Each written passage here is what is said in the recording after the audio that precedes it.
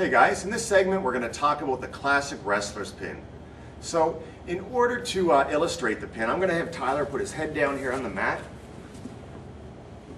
Now in the classic wrestler's pin, as in any pin, our ultimate objective is to maintain or control as many as the points that we talked about in an earlier session.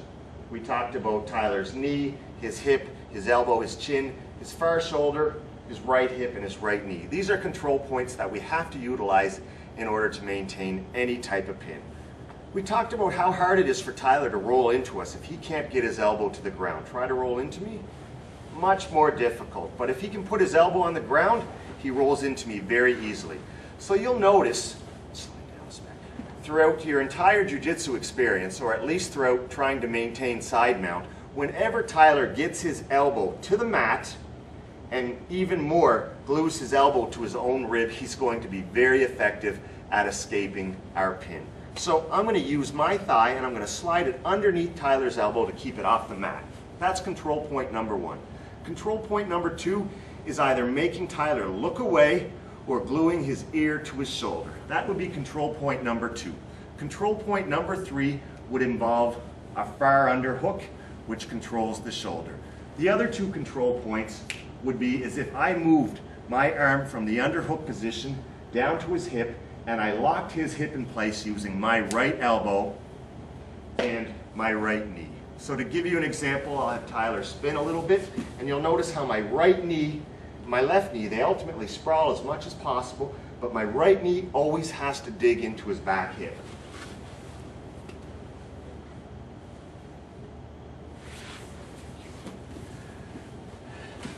You'll also notice that I was up on my toes there.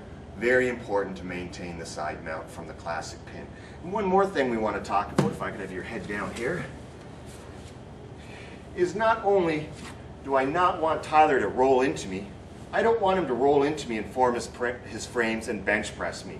So right here, my objective is to take as much space away between my hip and his rib cage on the left-hand side, and on the right-hand side, I'm going to take my ear and listen to his bicep, okay? If I take all the space away and he can't get his elbow to the mat and he can't get his forearm under my throat, he's not going to be able to bench press me or form his frames. Right here, he's in a great position to turn into me, to bridge, and to bring his knees back in where he regards me.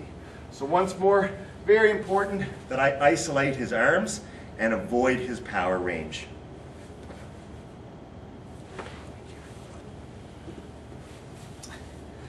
So that's the classic wrestler's pin. In our next segment, we'll get into transitions, specifically compensatory transitions necessary to keep side mount. Thanks, guys.